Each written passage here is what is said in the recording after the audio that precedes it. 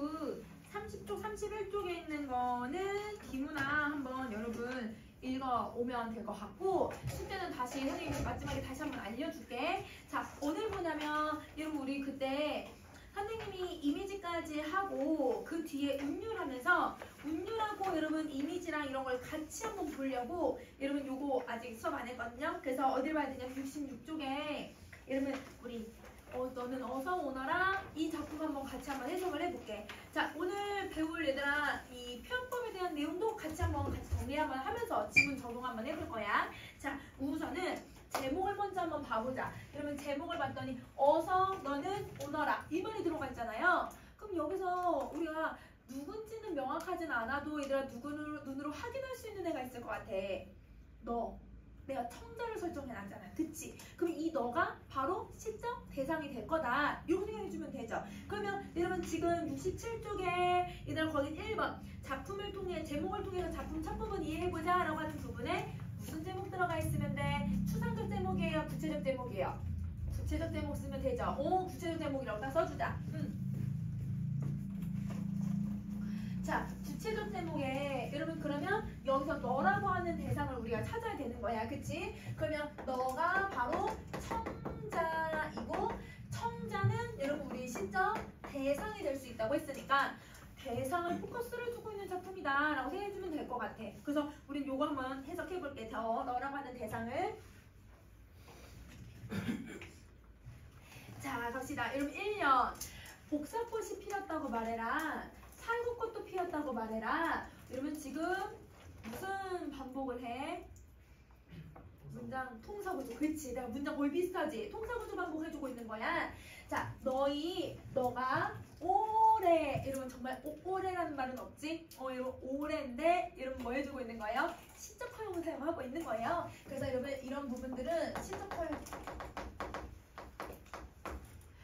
네가 올해 정들이고 살다간지 함부로 짓밟힌 울타리에 앵도꽃도 오약꽃도 필렸다고 읽어라. 근데 여러분 여기서 이 대상의 얘들아 상황을 알 수 있을 것 같아.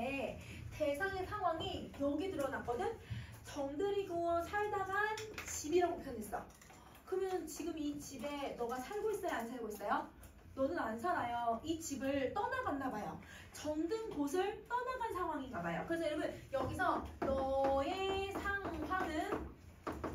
정든 곳을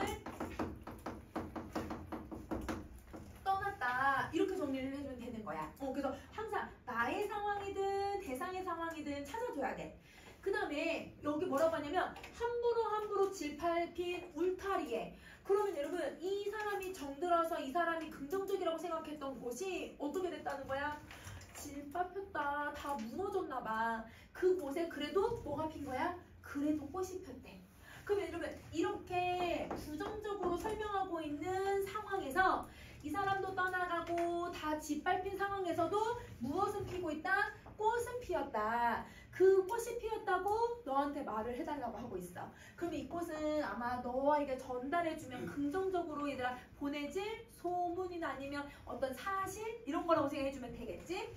자, 낮이면 벌떼와 나비들이 날아다니고, 왜냐면 꽃이 가득하니까 온갖 이 벌과 나비들이 날아다니고, 밤이면 소쩍새가 울더라고 그렇게 말을 전해줘라. 그러면 여러분 대부분 소식을 전달할 때 여기서는 지금 이 사람한테 이렇게 전해달라고 얘기하는 게 얘네들이 다 긍정적인 애들이었으니까 화자는 여러분 이 그 너라고 하는 애가 누군지는 모르겠지만 너한테 계속 빨리 와라. 빨리 이런 곳이 이렇게 다시 꽃이 피고 있으니까 빨리 와라. 이런 식으로 얘기하고 있는 것 같아. 자, 그러면 여기서 우리 계절적 이미지가 쓰여요. 여러분 선생님이 계절적 이미지를 사용을 하려면 여러분 뭐가 들어가면 된다고 했냐면 계절적 시어가 들어가면 된다고 했거든.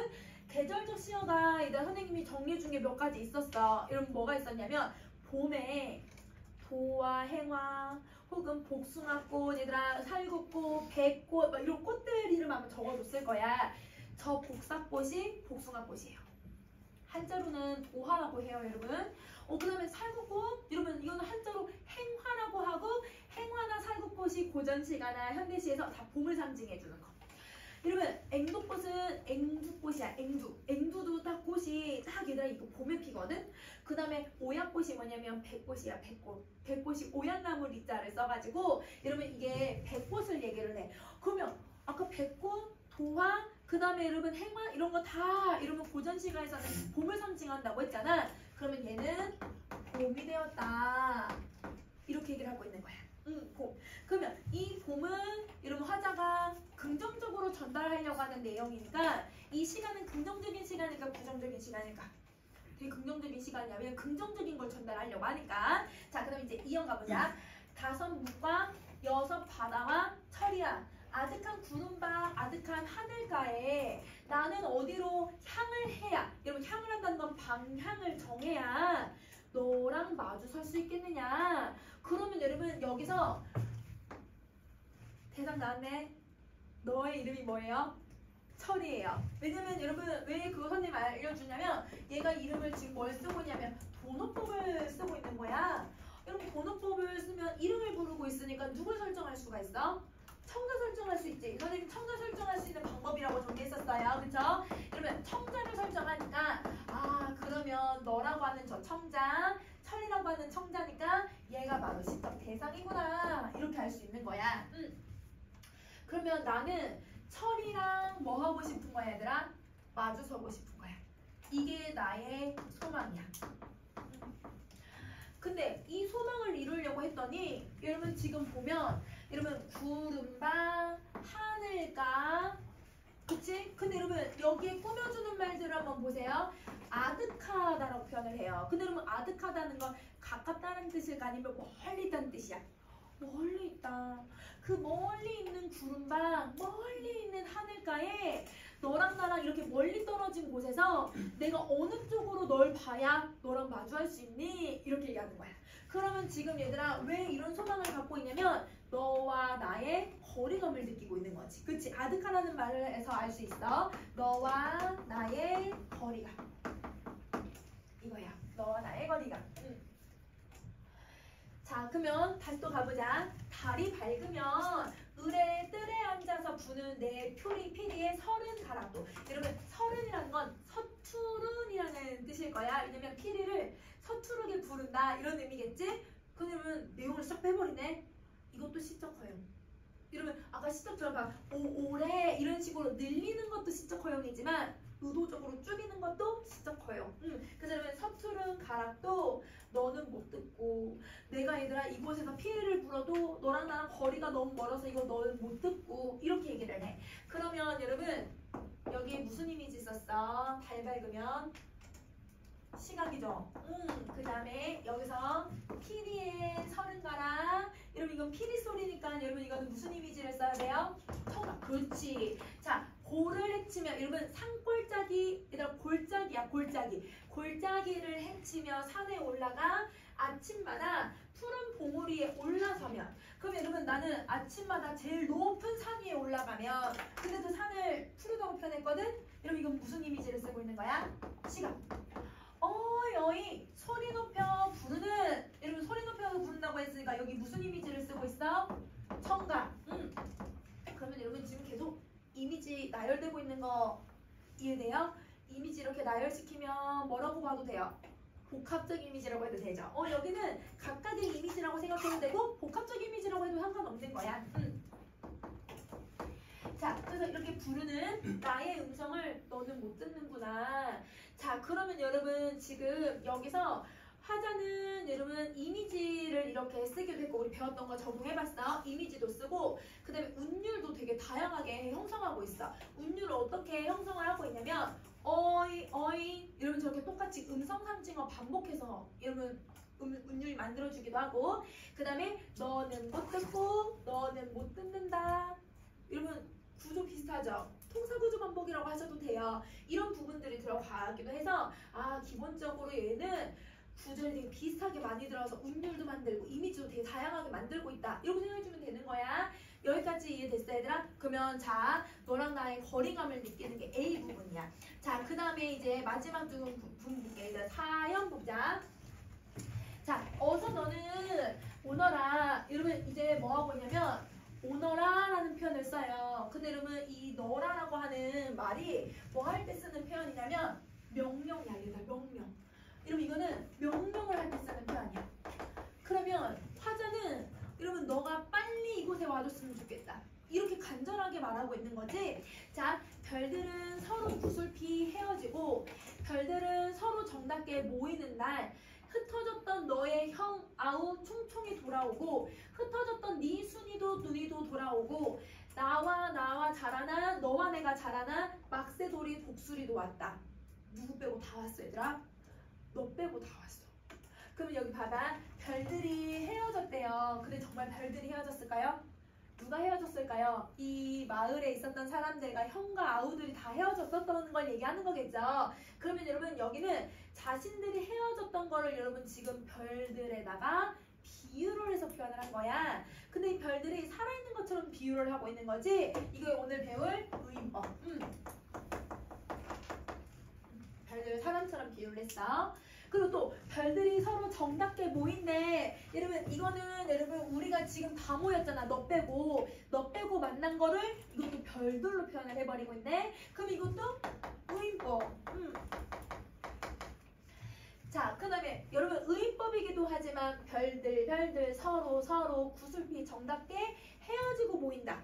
여러분 이거 구조 비슷하죠? 통사구조 반복이라고 해주셔도 돼요. 그래서 계속 운율 만들고 있는 거 이해되지? 자, 그러면 모두 돌아왔어. 너 빼고. 그러면 그 돌아온 대상들을 쭉 여러분 나열해줬거든? 그러면 이렇게 나열하는 걸 우리는 열거법이라고 하죠. 이건 우리 다음 시간에 다시 정리 한번 해보자. 열거법 쓰고 있어요. 자, 눈물과 피와 푸른빛 깃발을 날리면서 와라.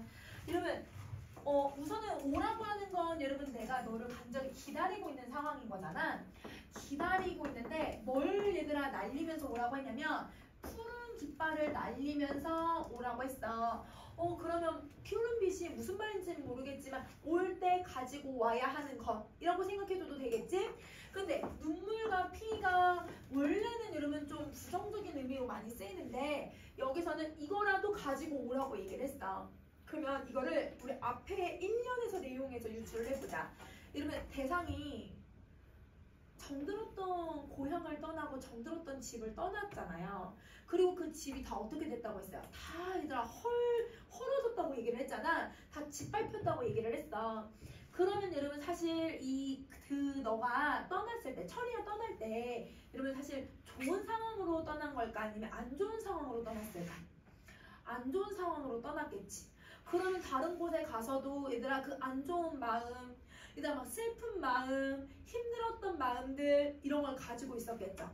그거를 가지고 와라. 이렇게 얘기한 것 뿐이야. 그러면 여러분 이거는 그때 얘들아 앞에 1년에서 얘들아 대상의 부정적인 상황이 있었잖아. 그 부정적인 상황으로 이 말을 이해할 수 있는 거야.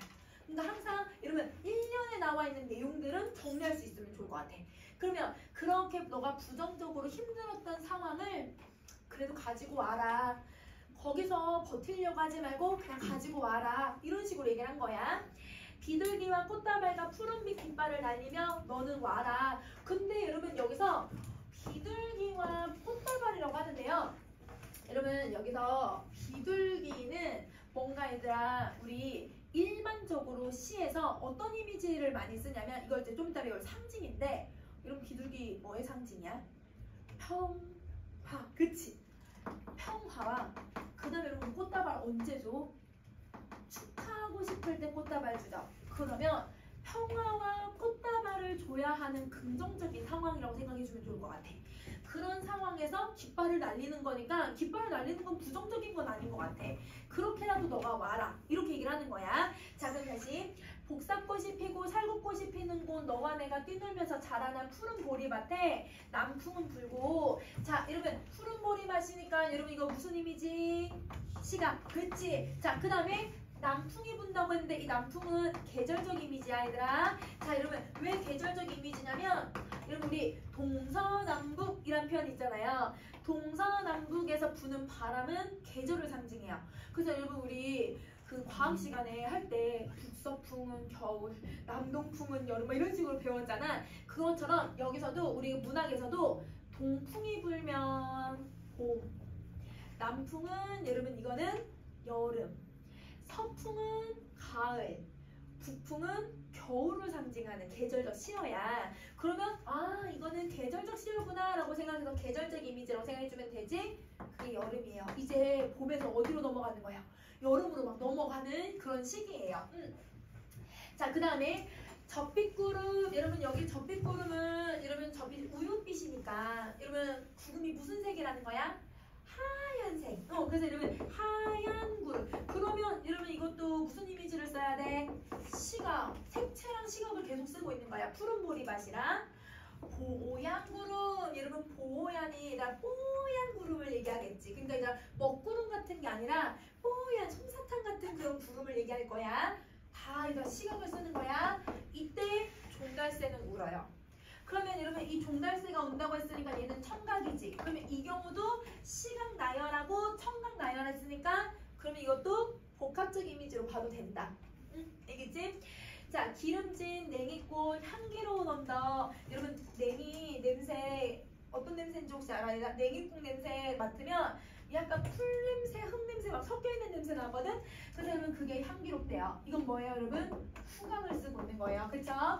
여기 푸른 잔디밭에 누워서 철이야 너는 릴릴리 가랑 맞춰서 풀필이나 불고 나는 두둥실 봉색춤을 추면서 막새와 도리와 복소리와 함께 우리 옛날을 뒹굴어보자.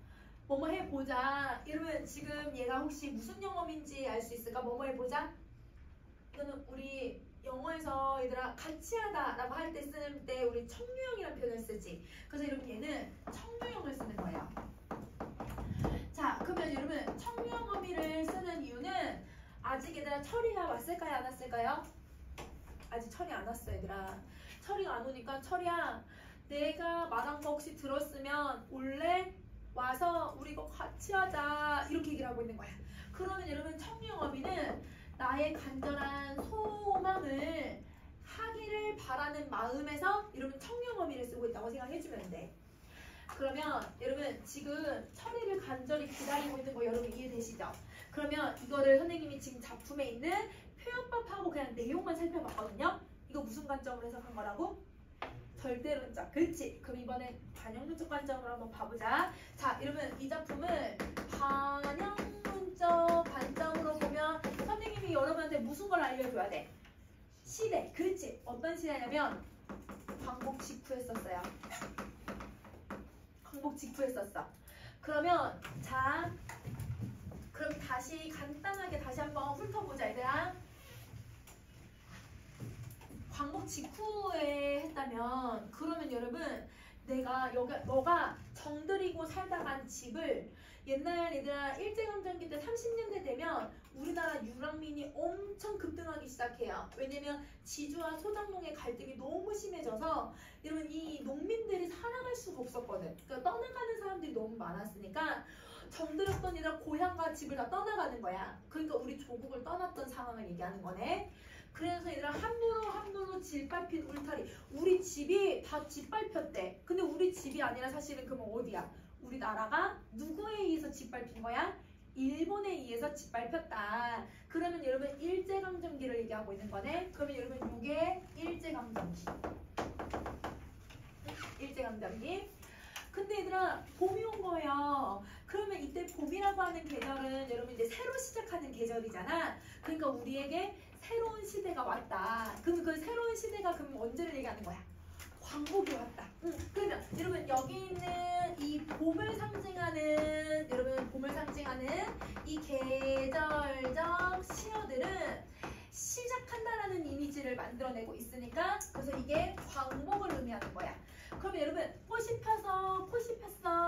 꽃이 폈다고 말해줘. 정말 꽃이 폈다는 걸 말해달라는 게 아니라 광복이 됐다는 걸 너에게 알려줘라. 이 말을 하고 싶은 거야. 광복됐으니까 빨리 와. 이렇게 얘기를 하는 거지. 그래서 여러분 실제로 광복이 되고 나서 못 돌아온 얘들아 유랑민들도 많지만 여러분 대부분 우리나라 다시 돌아오는 사람들도 많았단 말이에요. 독립운동가들도 일단 독립운동하다가 여러분 이제 광복이 되고 나서 돌아오잖아요. 그쵸? 그런 것처럼 네가 돌아오길 바라는 거야. 그러면 이때 철이는 정말 한 사람을 지칭하는 표현일까?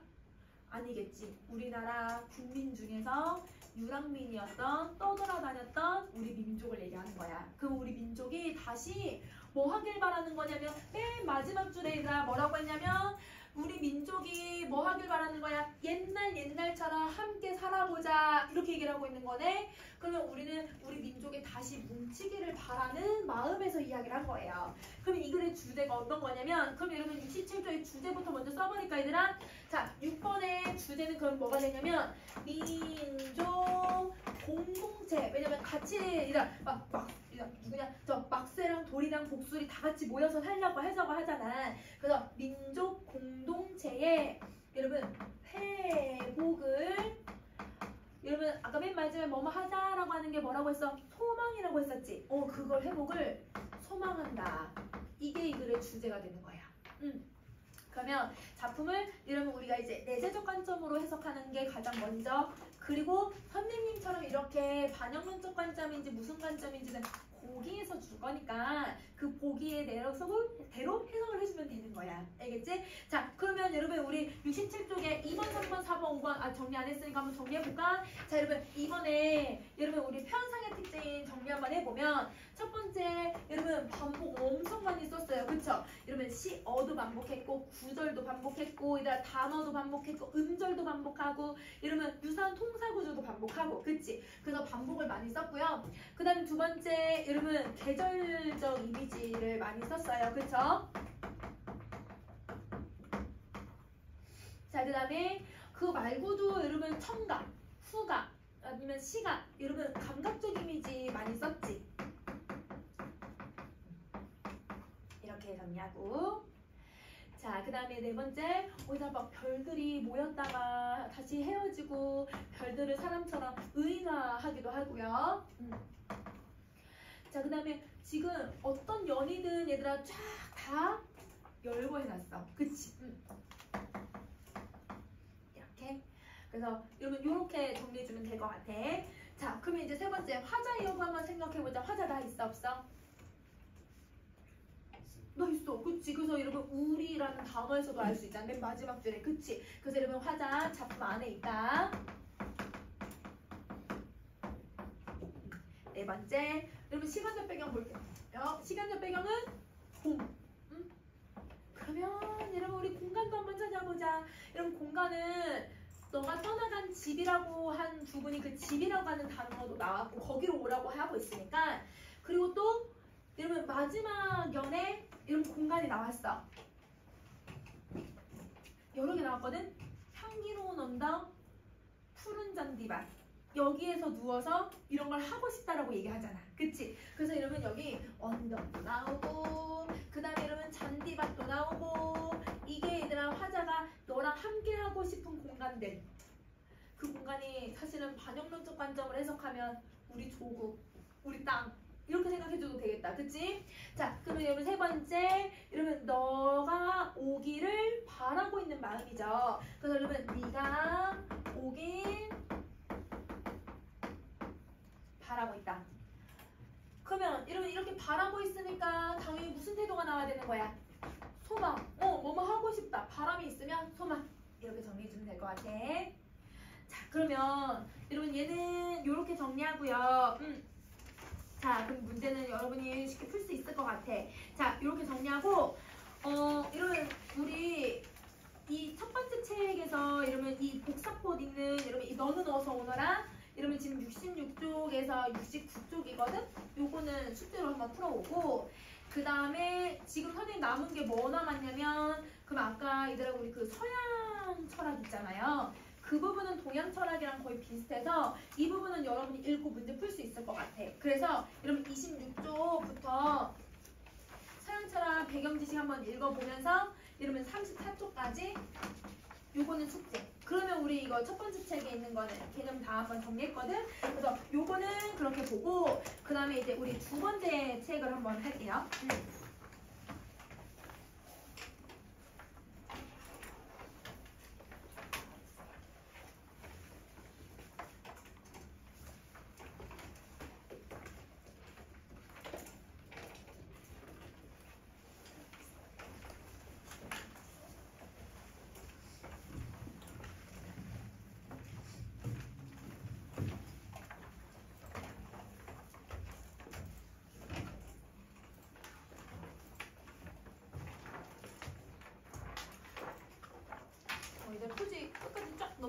그래야 중간에 하기 쉽지? 응.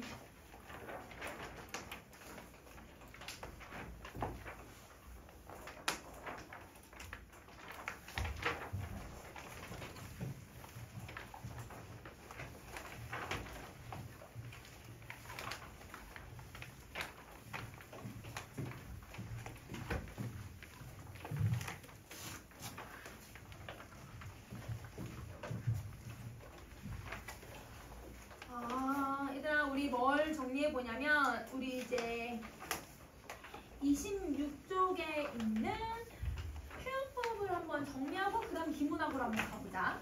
자, 여러분 우리 표현법을 보시면 우선은 표현법은 종류가 3가지가 있어요. 여러분이 이제 중학교 제일 첫 번째 1학년 때 가장 들어가자마자 입학하자마자 배웠던 게 뭐였냐면 비유어 상징을 배웠었거든. 그래서 그 비유어 상징을 여러분 이제 중학교 때는 대부분 의법, 한류, 직유, 은유 거의 이렇게 4가지를 주로 좀 배우는 편이고 조금 더 이제 어렵게 되면 다른 이제 비유법들도 배우기는 하는데 요거를 이제 우리는 상징이랑도 비교하고 그 다음에 비유법의 종류를 실제 지문에 정확하게 찾아낼 수 있어야 돼. 그래서 그거를 이제 해볼 건데 선생님이 이미 친구들한테 좀 시켜보면 여러분 이 표현법 찾는 거 되게 어려워하더라고. 그래서 여러분 어떻게 찾아야 되는지 선생님 최대한 설명해 줄 테니까 그걸 계속 적용을 같이 한번 해보자. 알겠지? 자, 그러면 26쪽에 우리 비유법 한번 쭉 정리 한번 해볼게요. 자, 비유법은 여러분이 알다시피 어떤 내용이나 현상을 여러분 직접 드러내는 게 아니죠. 빗대어서 드러내는 거죠. 그래서 직접 설명하지 않고 유사한 사물이나 현상에 빗대어서 표현하는 방식이다. 그러면 여기서 빗댄다라고 하는 건 여러분 어떤 하나의 대상이 있으면 이 대상으로만 설명하는 게 아니라 다른 대상으로 빗대어서 표현을 할 거거든. 그러면 여러분 대상이 몇 개가 나와야 되냐면 2개의 대상이 나와야 되는 거야. 그러면 첫 번째는 내가 비유해서 표현하고자 하는 원래 대상이라고 하는 거 하나랑 그리고 그거를 원관념의 뜻이나 분위기가 잘 드러날 수 있도록 비슷한 속성을 가지고 있는 대상 또 하나랑 그래서 여러분 우리는 이거를 원관념, 보조관념이라고 하죠. 그래서 여러분 원관념도 필요하고 보조관념이라고 하는 대상도 필요하다. 그래서 여러분 이 관념이라고 하는 건 그냥 대상이라고 생각하면 좀 이해하기 쉬울 것 같아. 그래서 우리 이렇게 표현을 하잖아. 여러분 사과 같은 내 얼굴 이렇게 한다면 사과 같은 내 얼굴이라고 했을 때 여러분 지금 내가 원래 드러내고자 하는 거는 나의 얼굴을 드러내고 싶은 거지. 그러면 이게 원관념. 근데 그거를 사과 같다라고 해서 여러분 내 얼굴이 사과처럼 뭔가 풋풋하다 아니면 빨갛다 아니면 매끄럽다 뭐 이런 속성을 보여주려고 하는 거잖아. 그런 속성, 분위기를 잘 드러내게 해주는 대상은 바로 사과다. 이렇게 생각을 해주면 되는 거지. 자, 그러면 원관념하고 보조관념 사이에는 무조건 뭐가 있어야 되냐면 유사성이 있어야 돼요. 똑같은 게 있어야 돼요. 그래서 여러분 여기는 유사성이 있어야 한다. 그러면 사과 같은 내 얼굴이라고 하면 여러분 이 원관념이라고 하는 여러분 대상이 갖고 있는 속성은 여러 가지 있을 수 있잖아.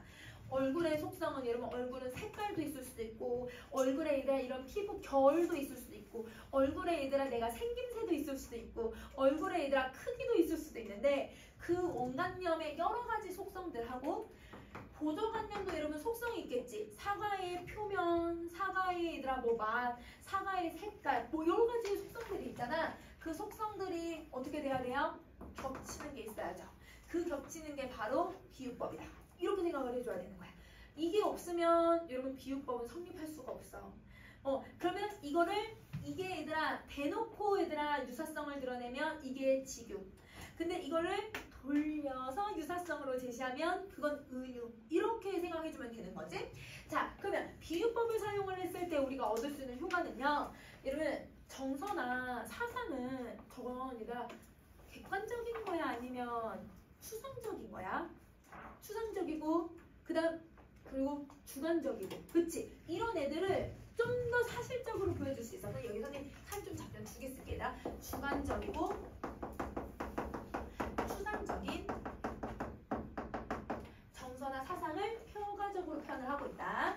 그래서 직접 설명하는 것보다 내 얼굴은 뭐 얘들아 노랗다 이렇게 표현하는 것보다 이러면 노란색을 가지고 있는 어떤 과일이나 아니면 모습을 가지고 설명하면 더 생동감 있게 보인다. 왜냐면 노란색도 되게 여러 가지 노란색이 있잖아.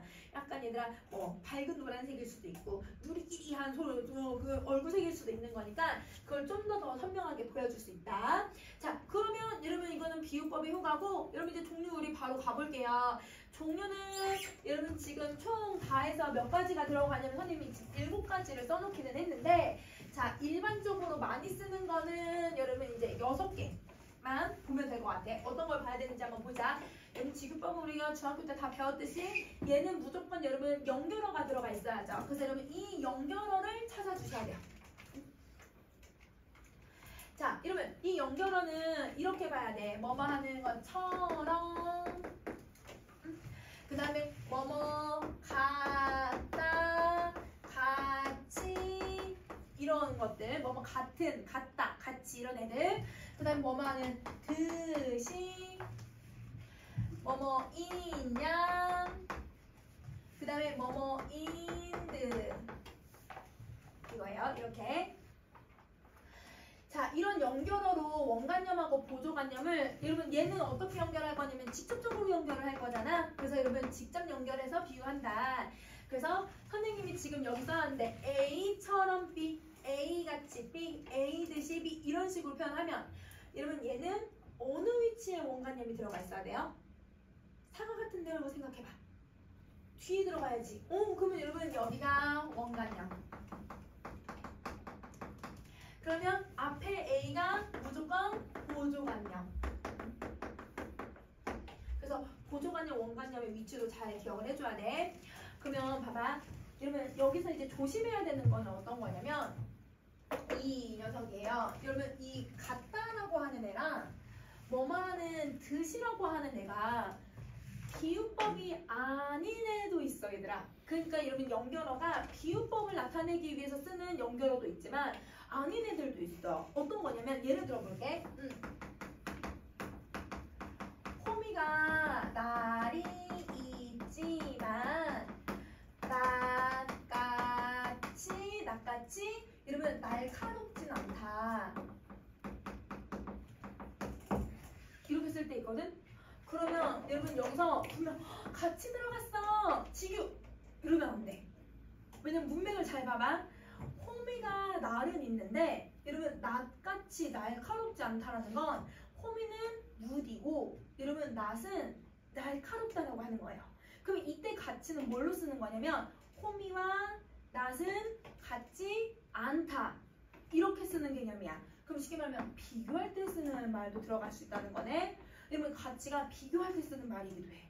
그래서 여러분 나는 너와 같다. 여러분 나는 너와 같다가 지규법은 아니야. 나는 너랑 똑같은 면이 있어. 나는 너와 다르다. 다르다의 반대로 쓰는 개념이기도 해. 그래서 이럴 때는 지규가 아니야 얘들아.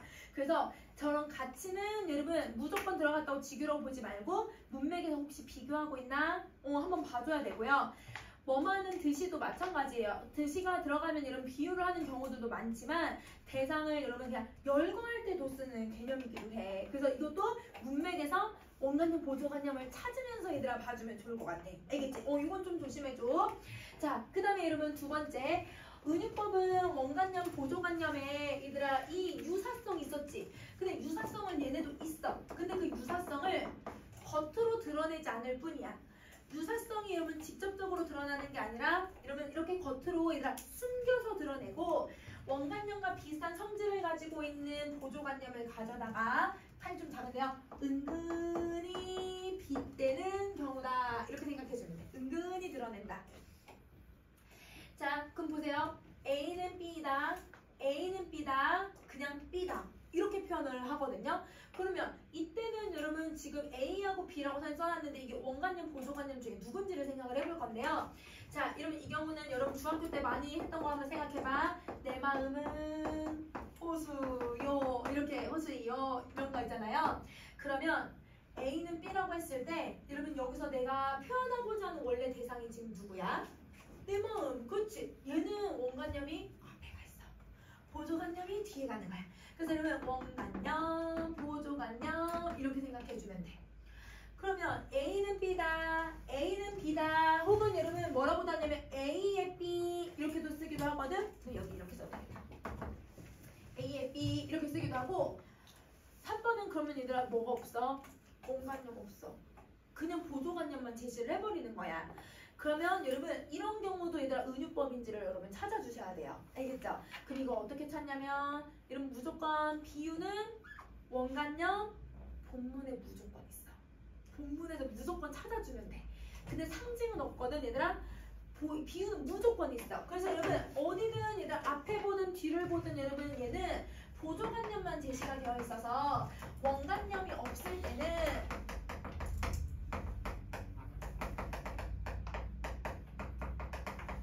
어디를 찾냐면 여러분 본문 전체를 확인하거나 본문 전체도 없는 경우들이 있어. 그 경우는 제목에 있어요.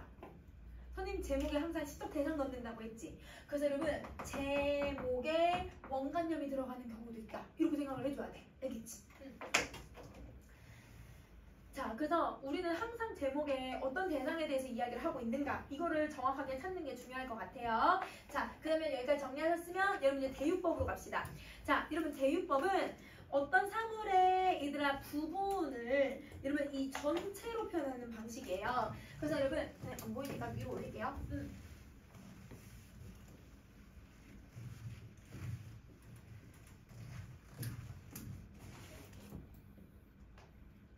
자, 어떤 사물의 여러분 부분을 가지고서 전체를 드러내는 방식이다. 이렇게 생각해 주면 돼.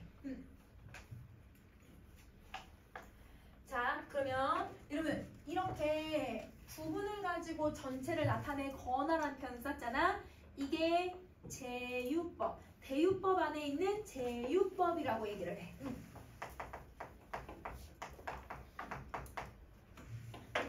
이게 제유법이야, 제유법.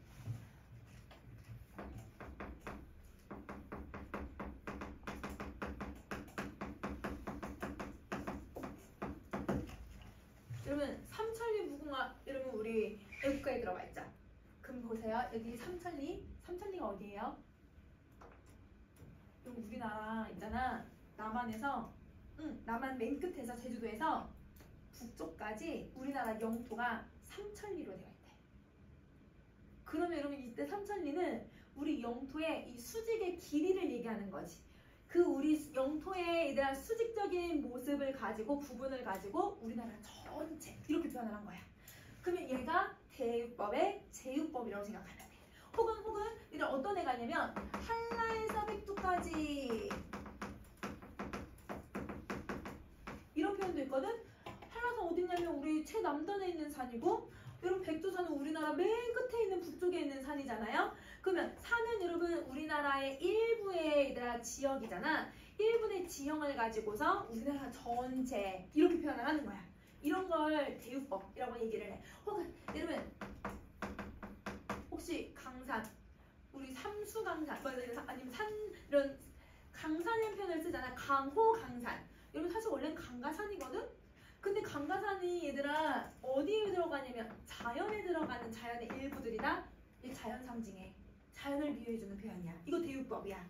이렇게 얘들아 자연의 일부의 특성을 가지고 아니면 대상의 일부를 가지고서 전체를 드러내면 이거는 대유, 제유 이렇게 생각해 주시면 돼요. 자, 근데 어떤 경우도 있냐면 그 사물만 가지고 있는 특성이 있어 얘들아. 그 사물이 가지고 있는 이 특성이나 특징으로 그 사물의 얘들아 방법을 자체를 드러내는 경우 특성을 가지고 그 전체를 드러내는 거 이걸 환유법이라고 해. 대유의 환유법이야.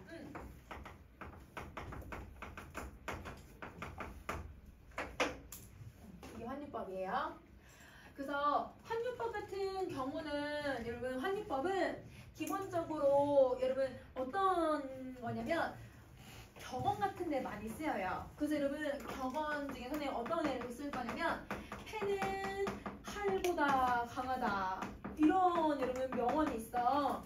자, 이때 이 명언은 이런 패는 뭐 할 때 쓰냐면 되게 공부할 때 쓰는 도구잖아. 그러니까 얘가 그러니까 뭔가 지식, 그러니까 지식에 대한 것, 혹은 여러분 어떤 여러분 이제 사람들의 어떤 문학적인 힘 이런 것들을 나타내고, 칼은 뭐 할 때 쓰냐면요, 전쟁할 때 쓰죠. 사람을 다치게 할 때 쓰는 거잖아요. 그러니까 이거는 무력이에요, 무력. 그래서 여러분 이 지식이나 어떤 글은 무력보다 강할 때가 있다. 이렇게 쓰는 거야. 그러니까 실제로 얘들아 우리 역사적인 내용들을 보면 여러분 이제 막 힘으로 이겨내려고 하는 게 아니라 글 하나로 얘들아 막 사람 쫓아내거나 아니면 사람들의 감동을 주는 경우들이 있잖아. 그래서 여러분 그 혹시 역사 시간 배웠을까 얘들아? 채치원. 신라시대 때 육두품의 한계 할 때 나오는 사람, 그 채치원이 여러분 중국 당나라에서 유학을 할 때 당나라에 얘들아 그 오랑캐인 황소라고 하는 오랑캐가 쳐들어와요. 전쟁을 갑자기 해야 되는 상황이에요. 근데 이 채치원이 글 한 수를 적거든요. 글 한 수를 쓰고 났더니 그 황소가 물러났어. 전쟁도 한 번도 안 했네. 누구 한 번이다 유혈 사태 안 일어나고 그냥 물러간 거야. 그 작품을 토황소경문이라고 하거든요. 황소를 내쫓는 글이라는 뜻인데 그 글 하나로 채치원이 정말 당나라에서 유명해졌단 말이야. 그런 식으로 얘들아 글은 힘보다 이런 무력보다 이길 때가 있다. 이런 걸 얘기하는 걸 때 얘가 갖고 있는 특성, 얘가 갖고 있는 특성으로 설명하는 거지. 이걸 환유법이라고 해. 근데 지금 선생님이 대유를 설명하기 위해서 제유와 한유를 나눠놓기는 했는데 수능에서는 제유와 한유를 나누지는 않아요. 어떻게 하냐면 그냥 대유법, 그냥 이렇게 설명한대. 부분을 갖고 전체 이렇게 설명을 하는데 내신에서는 가끔 선생님들 중에서는 나누시는 분들도 있지만 내신도 그렇게 막 나누지는 않아. 그래서 선생님은 개념을 설명해 주려고 두 개로 나눠놨지만 그냥 다 통틀어서 대유라고만 생각해. 그래서 여러분 선생님 문제 내주면 그냥 다 대유라고 다 써도 상관없어. 알겠지? 그래서 그렇게 기억할 거야. 자, 그러면 원관념을 얘들아 뭐 하냐면 얘는 대신 나타내주는 방식이에요. 그래서 보조관념이 원관념을 대신 나타낸다 해서 대유법 이런 표현을 쓰는 거야. 대신 나타내는 비유법이라는 뜻이야. 자, 환류로 갈게. 환류는 여러분도 이제 다 알듯이 무생물이라고 하는 애를 생물로 표현을 하는 거죠.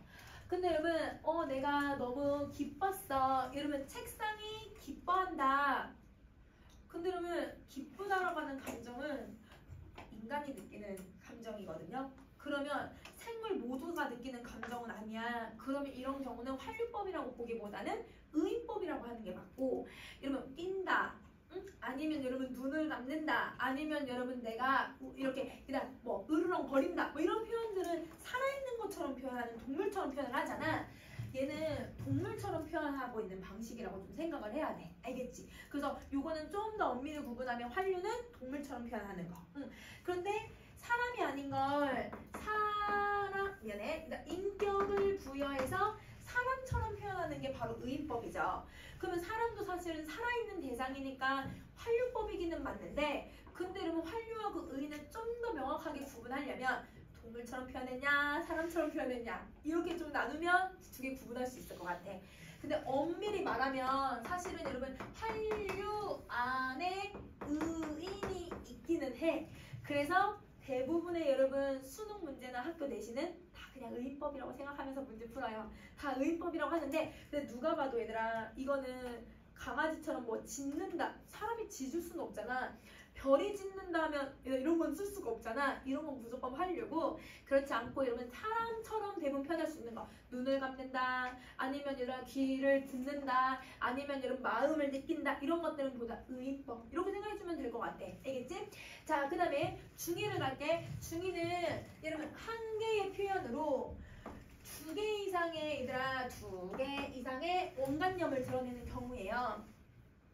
자, 그래서 여러분 이게 어디 있냐면, 여러분 이건 예시를 선생님 볼 거야. 여러분 29 쪽에 여러분 5번을 한번 볼까? 29 쪽에 5번.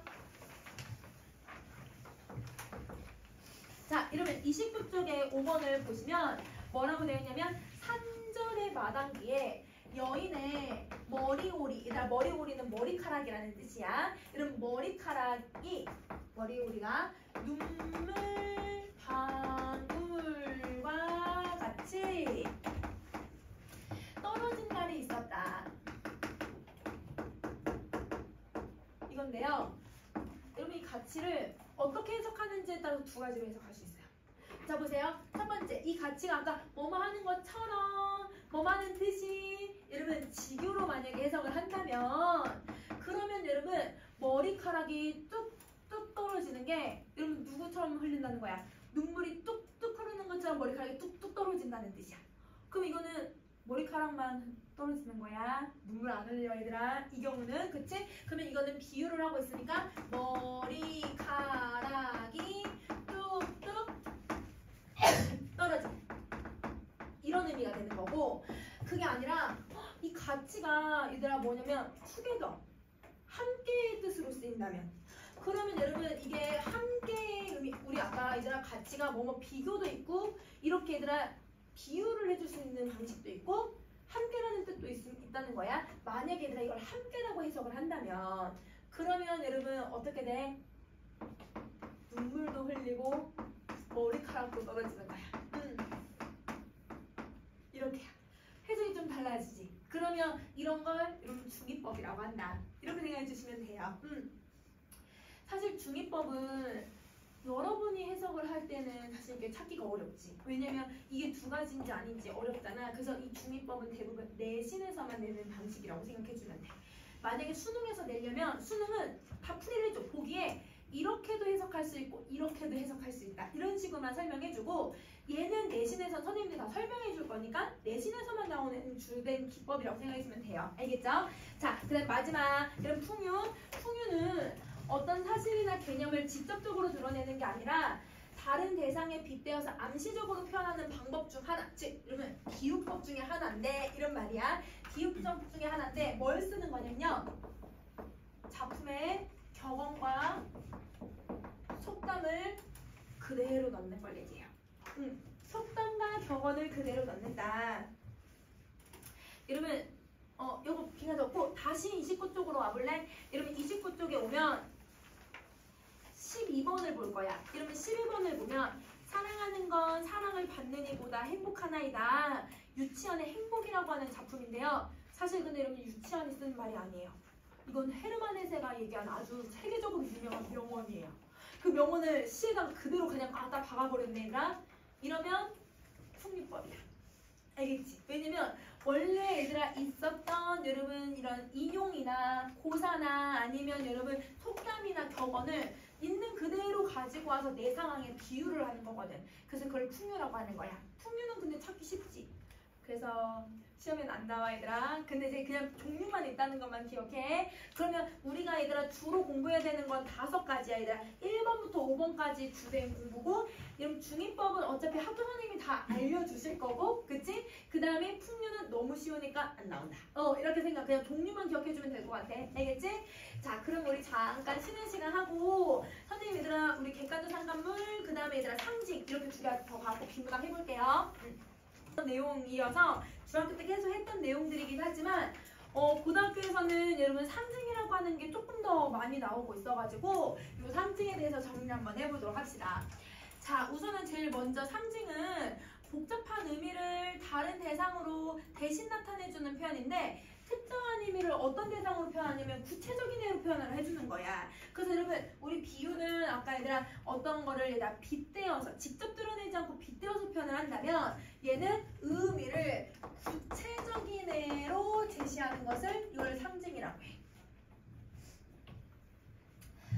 그래서 여러분 상징의 원관념은 이러면 명확하게 만들어놔요. 왜냐면 원관념을 해석을 되게 다양하게 할 수 있거든요. 그래서 이거는 되게 암시적인 효과를 갖고 있다. 그래서 여러분 원관념은 암시적이고 근데 여러분 그 원관념이 암시적인 애를 구체적인 대상으로 표현한다. 이렇게 생각해주면 되거든. 자 종류가 3가지 종류를 가지고 있어. 자 우선 2가지를 먼저 한번 살펴볼게. 모든 인간에게 동일한 반응을 만들어낼 수 있는 것.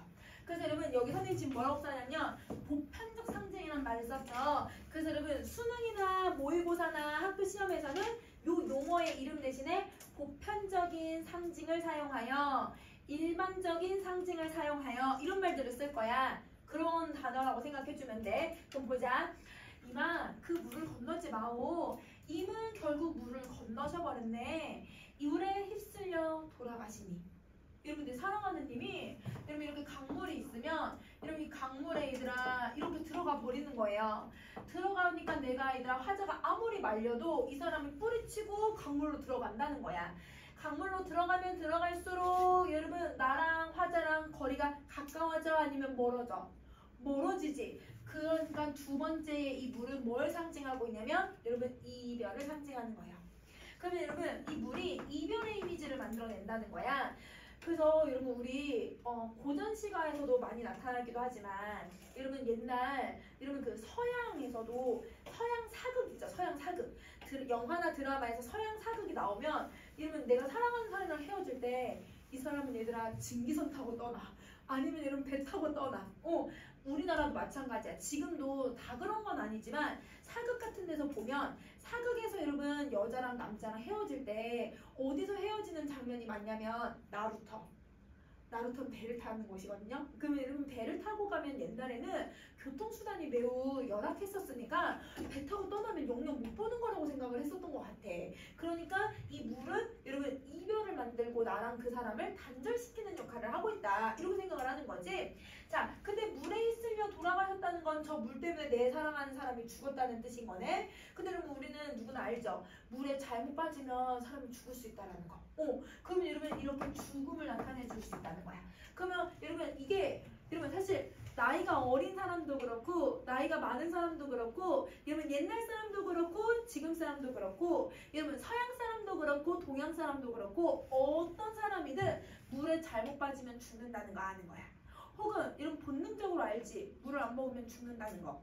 그래서 애기들이 얘들아 물이나 뭘 달라고 우는 이유는 이런 본능적으로 아는 거야. 말은 못해도 물을 먹어야 된다. 내가 이러면 죽을 수도 있다. 이런 생각을 하는 거지. 이러면 무슨 뉴스가 있었냐면 지진이 얘들아 옛날에 선생님 뉴스를 봤는데 한 10년 전인가? 이런 지진이 나서 그 지진에서 얘들아 한 20일 정도를 얘들아 지나면 사실은 이제 사람들 찾기가 좀 힘들어진단 말이에요. 그쵸? 왜냐면 사람들이 물 없이 살 수 있는 시간이 그렇게 많지가 않잖아요. 그래서 여러분 길지 않으니까 사람들이 좀 약간 포기하고 있는데 땅을 파서 들어가는데 애기 울음소리가 나니까 일단 그 구조대원들이 빨리 들어가가지고 이러면 봤더니 애기 진짜 깐난 애기 있지? 깐난 애기가 살아있었던 거야.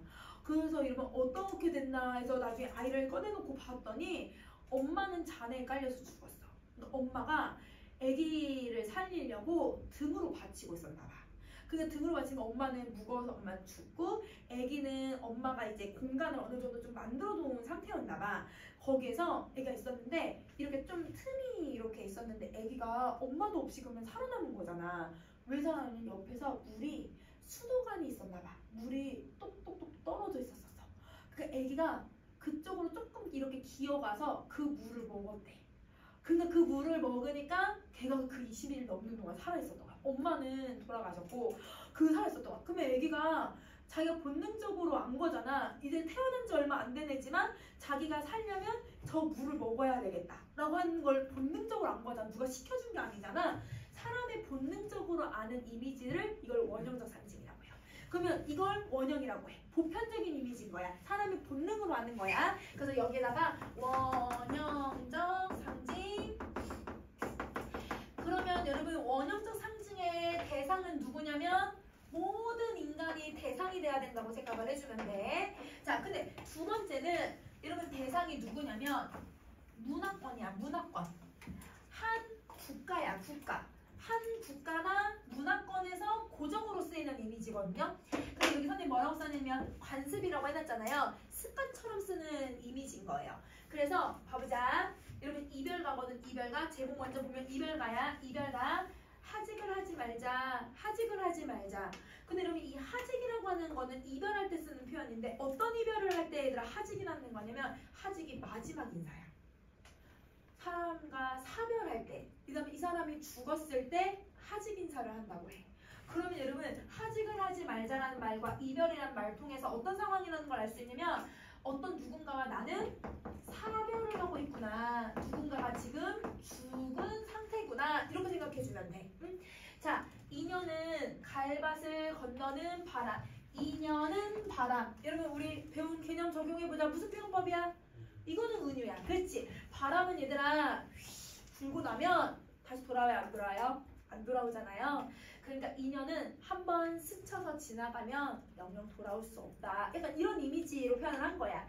자, 뭐라카노, 뭐라카노, 뭐라카노. 네 흰 옷자락이만 펄럭이면서 뭐라카노 이렇게 얘기를 해. 자, 여기 선생님이 여기 조금만 내용을 갖고 와서 전체 내용을 설명하면 여기 화자가 있어. 여기 내가 사랑하는 사람이 있어. 근데 이 사람이 저기서 하얀 옷을 입고 여러분 나한테 계속 뭐라고 얘기를 해. 뭐라고 얘기하는데 내가 뭐라카노 뭐라카노 안 들리는 거야. 분명 저기서 얘기하면 그래도 들리잖아. 근데 안 들리는 거야. 왜냐면 나는 2승에 살고 있고 저 사람은 죽었으니까 저승에 살고 있어서. 그럼 이 사람이 죽었다는 걸 하직이라는 단어에서도 알 수 있지만 여러분 뭘 해서 알 수 있냐면 흰 옷. 우리 사람이 죽으면 수의를 입죠. 수의가 무슨 색이에요? 흰색이에요. 동양에서는 여러분 사람이 죽으면 수의를 입히는데 그 수의가 하얀색이야. 근데 혹시 서양 영화나 얘들아 서양권의 얘들아 그 드라마 같은 데서 보면 장례식을 치를 때 그 사람들은 관에 얘들아 죽은 사람을 방부 처리해가지고 이렇게 보여준다 얘들아. 이렇게 장례식을 할 때 그래서 죽은 사람이 이렇게 되게 평온하게 이렇게 누워있는 시체를 보여주잖아. 근데 그 사람들 다 무슨 색 옷 입어? 거긴 검은색을 입어. 그러니까 서양에서는 검은색으로 얘들아 죽음을 표현을 하고 있다면 우리는 하얀색으로 표현을 하는 거야.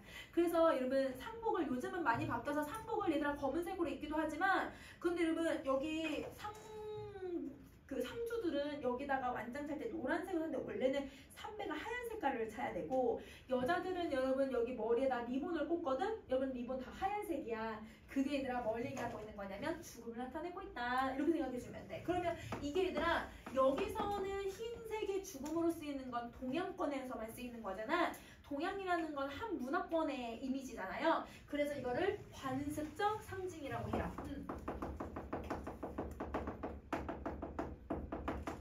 이렇게 얘기하는 거야. 관습적 상징.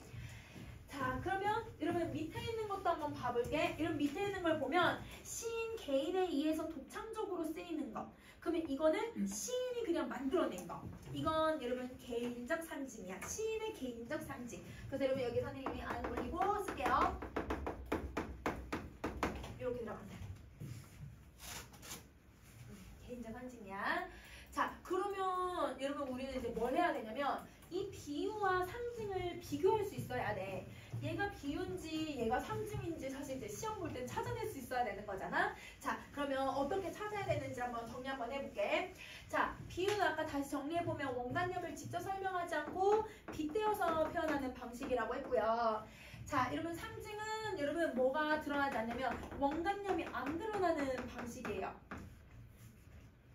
자, 얘를 찾는 방법이 쉬운 게 어떤 거냐면 얘는 하나의 원관념에 하나의 보조관념만 쓰일 수 있어. 그러니까 쉽게 말하면 원관념과 보조관념의 관계가 1대1의 관계만 갖고 있는 거야. 그러니까 여러분 지문에 무조건 원관념에는 무조건 있어야 돼. 선생님 지문에 없으면 누구도 보라고? 제목에도 보라고. 제목에다 지문에 들어가는 거야. 그래서 여러분 이렇게 얘가 원관념이고 얘가 보조관념이라고 한다면 지금 은유법을 쓰고 있는데 내 마음은 깃발이라고 표현을 한 거야. 그러면 여러분 보조관념, 원관념 무조건 본문에 다 들어간다. 내 마음이라고 하는 하나의 여러분 깃발이라고 하나의 대상만 표현할 수 있다. 이렇게 생각해주면 되는데 자 여러분 여기 상징은 원관념이 너무 많아서 못 드러내는 거예요. 그래서 여러분 얘는 다대 1의 관계를 가지고 있는 거야. 다대 1. 그래서 지문에 원관념을 드러낼 수가 없어. 표시를 볼 때 너무 많아가지고. 자 그러면 가보자. 푸른 산이 흰 구름을 지니고 살듯. 자 그럼 보세요. 산이 흰 구름 밑에 있는 거 당연하잖아요. 구름 밑에. 근데 그걸 뭐 보면서 살아간대요? 마음속에 지니면서 살아간대요.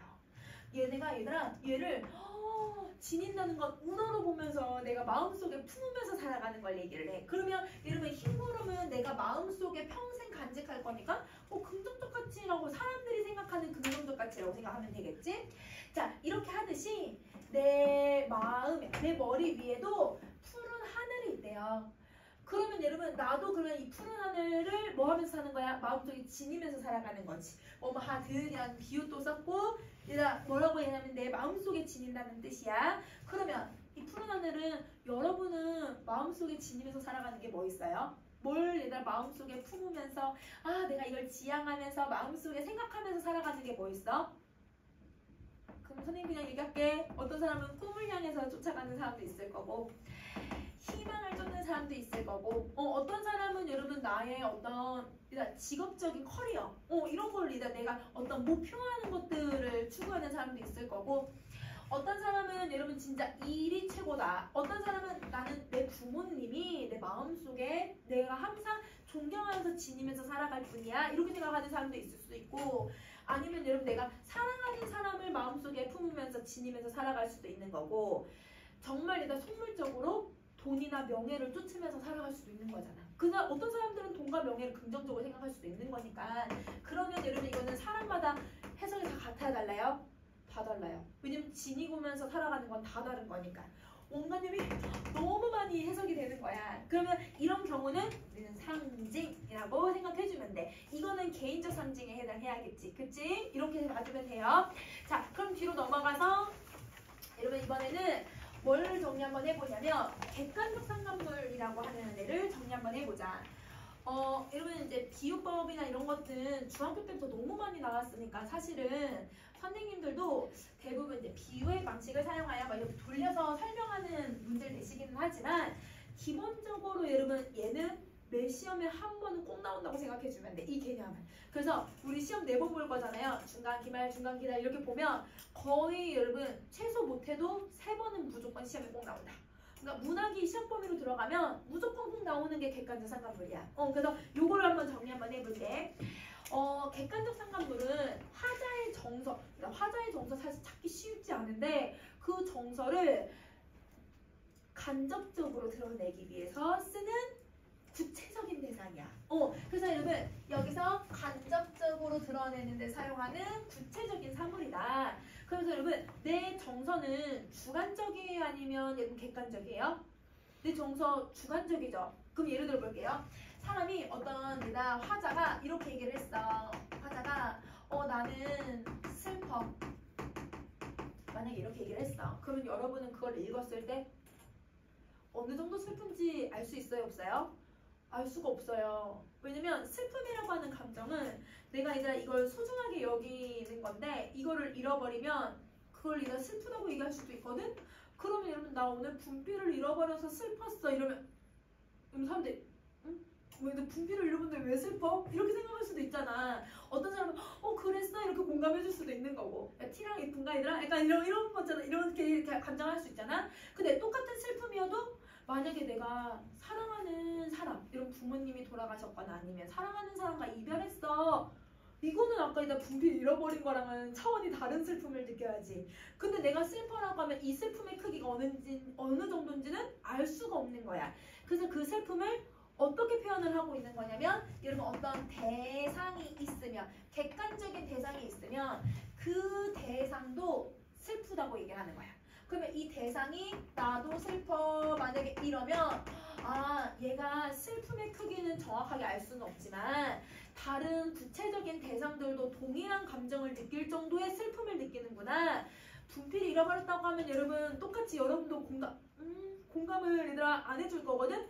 근데 만약에 내가 오늘 부모님과 이별하고 왔어. 사랑하는 사람과 이별하고 왔어. 하면 그 정도로 힘들구나 라는 걸 공감을 해줄 수 있잖아. 그러면 여러분 대상이 슬프다 라고 얘기를 하고 있으면 나도 슬프고 얘도 슬프다 이렇게 하면 이 사람들 모두 다 슬플 정도의 크기를 경험하고 있구나. 이렇게 우리가 구체적으로 표현할 수 있다는 거야.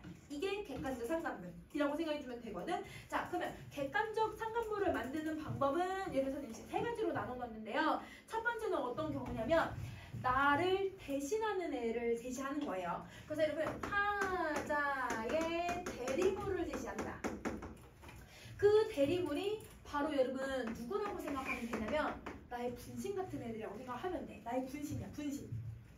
그래서 화자를 대신하는 사물로 화자가 얘들아 지향하는 삶의 태도를 대신 나타내 주거나 아니면 화자가 다른 사물을 통해서 이걸 나라고 생각했으면 좋겠다.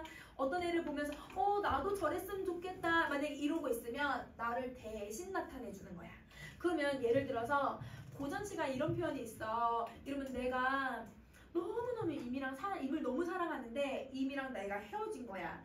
이별을 하니까 내가 죽어서 이러면 내가 매화꽃이 된다면 그러면 당신이 잠자는 곳에서 매일같이 꽃을 피워서 내가 사랑하는 마음을 향기로 전해줄 텐데 이렇게 얘기를 해.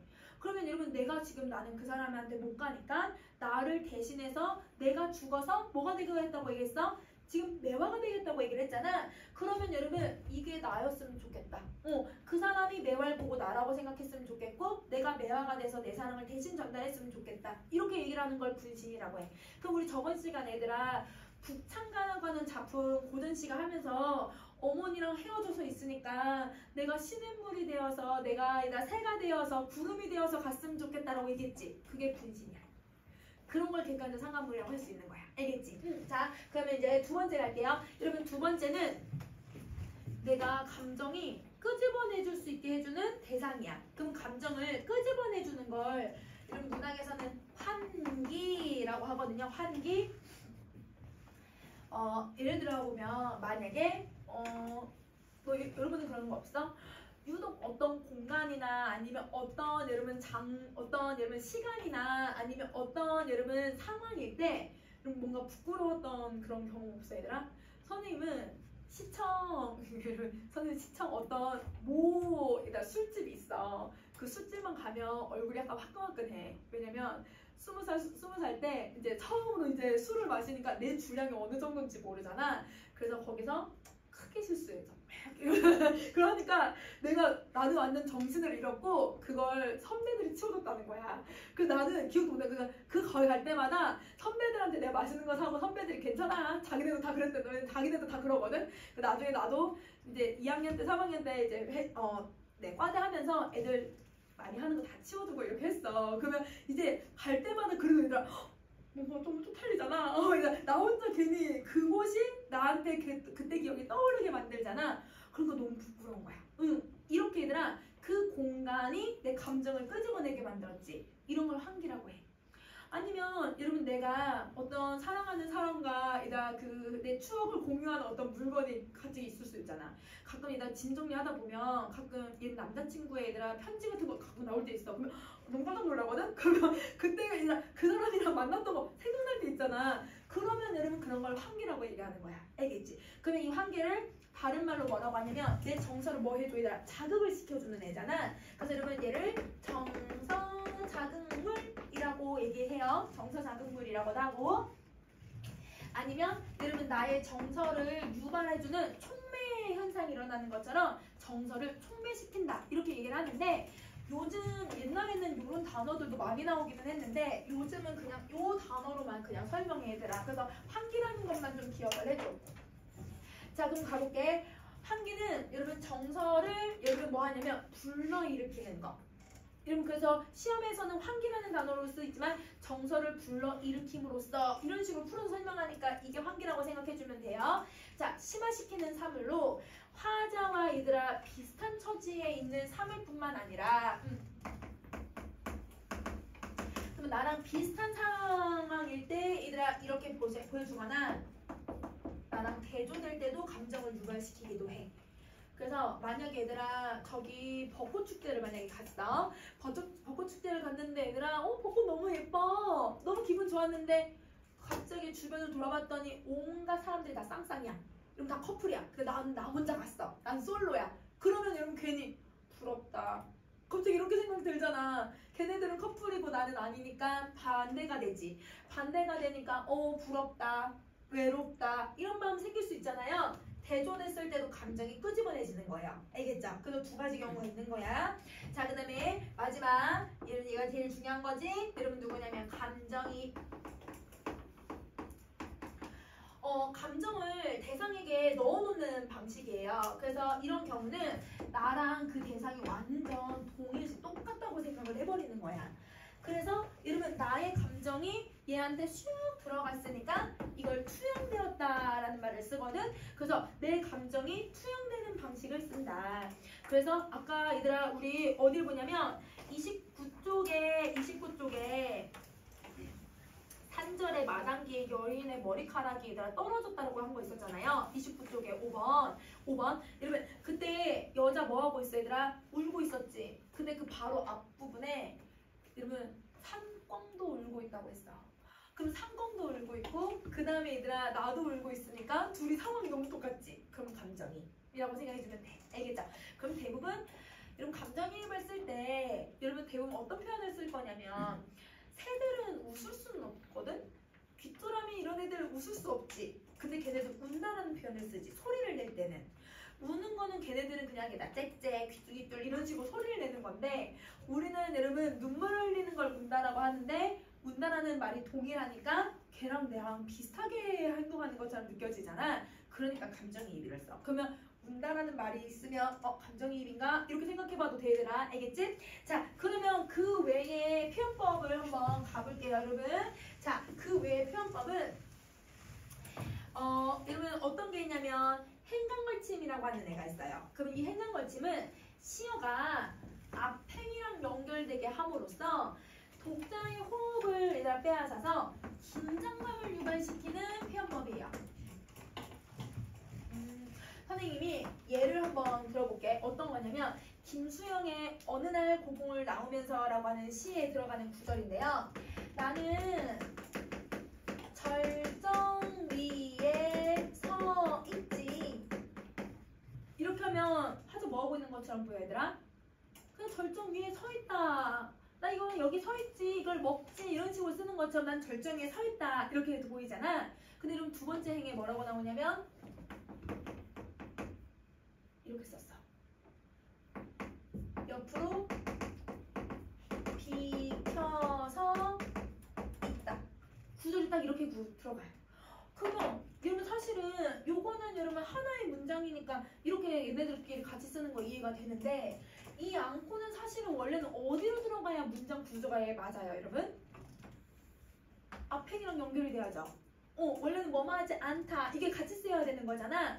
일부러 얘들아 이걸 나눠서 표현을 한 거야. 이 구절을 의도적으로 얘들아 행을 걸쳐서 행을 나눠서 표현하는 걸 행간걸침이라고 해. 행간걸침을 쓰는 이유는요. 여러분 보세요. 나는 절정 위에 서 있지. 이 사람 절정 위에 서 있나 보다. 안는데 아니래. 그럼 이러면 뭘 강조하려고 하는 거야? 앞에 말을 강조하려는 거야? 잘라놓은 부분을 강조하려는 거야? 이 부분을 강조하는 거야. 그래서 여러분 얘는 여러분 이 행간걸침은 뒤에 부분을 강조하기 위해서 일부러 행을 잘라버리는 방식이에요. 이게 의미 강조예요. 그러면 여러분 이 행간걸침은 여러분 이렇게 앞행이 있고 뒤행이 이렇게 있으면 여기에 있는 내용이 원래는 이렇게 들어가야 되는 거잖아. 그러니까 얘가 이렇게 내려온 거잖아. 그러면 이때 이 부분이 바로 강조를 하는 부분. 이렇게 생각해주면 될 것 같아. 이게 강조하는 부분이야.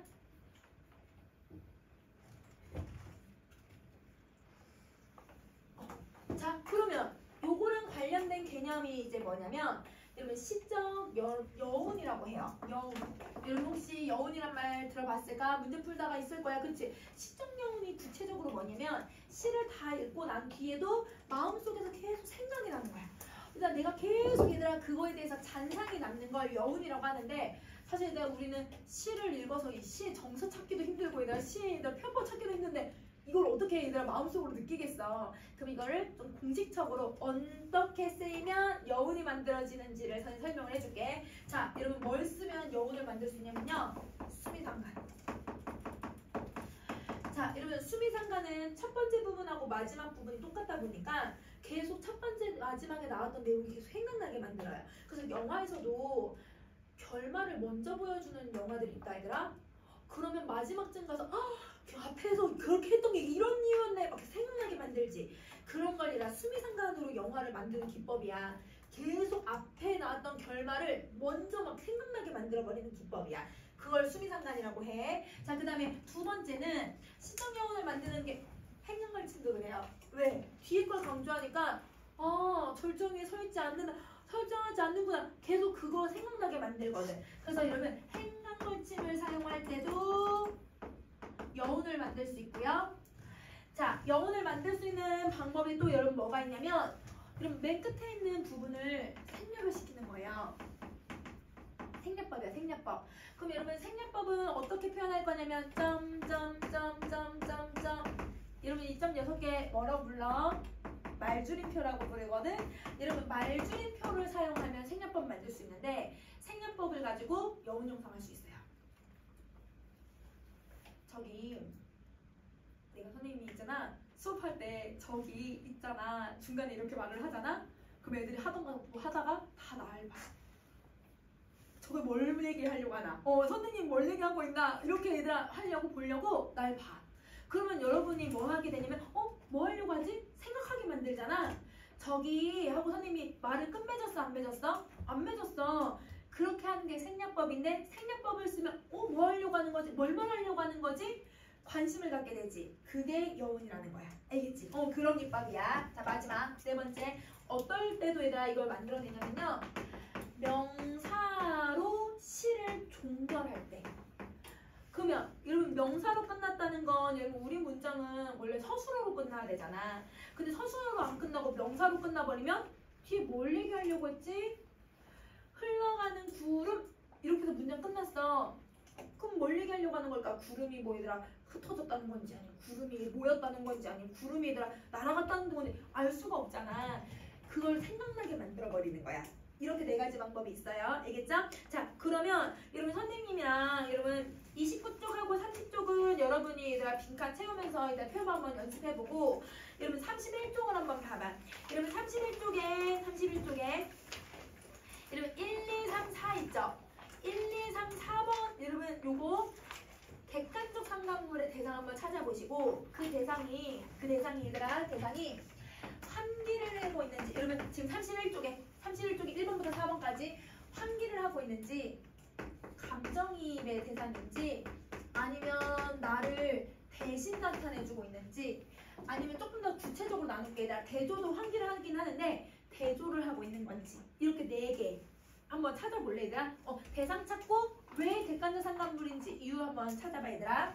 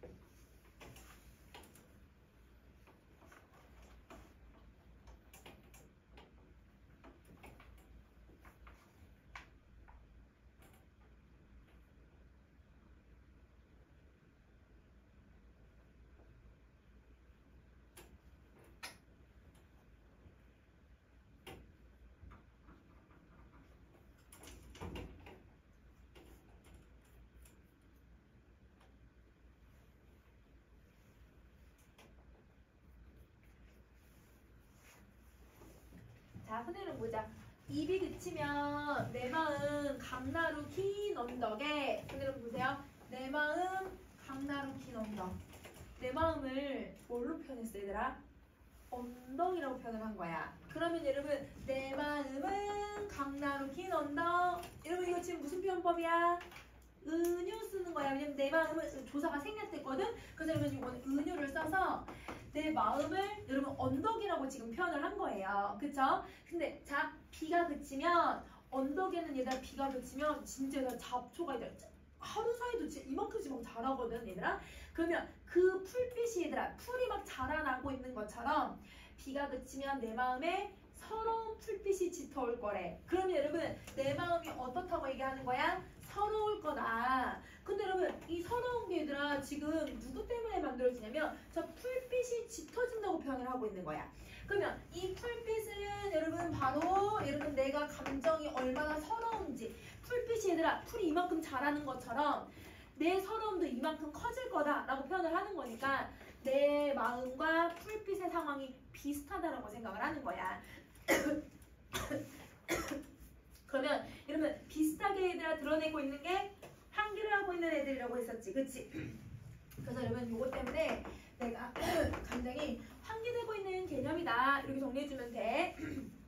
자, 그 다음에 여러분 두 번째 할게요. 두 번째, 여러분 아까 선생님 예시 들었던 거야. 여러분 내가 이 여인의 머리카락이 내가 눈물을 흘리는 걸로 해석을 한다면 여러분 산뻥도 얘들아 뭐 하고 있다고? 울고 있다. 그러면 여기서 산뻥하고 하나의 행동이 똑같아. 그러면 이런 경우는 감정이. 이건 감정이. 자, 그 다음에 울어라 울어라. 옛말은 얘들아 대부분 다 소리내서 읽으면 돼요. 울어라 울어라 새야 자고 일어나 울어라 새요. 이러면 이 일어가 일어나다라는 뜻이에요. 일어나 울어라 새야. 그러면 여러분 새가 자고 일어났더니 막 울기 시작한대. 여러분 널라가 무슨 뜻이냐면 너보다 라는 뜻인데요. 너보다 시름, 걱정, 슬픔 이런 시름이 하다. 여러분 제주도 사투리로 하영죽서 할 때 하영이 무슨 뜻이야? 많다. 옛날에는 하다가 많다라는 의미로 썼어. 그래서 여러분 이거 많다야 많아.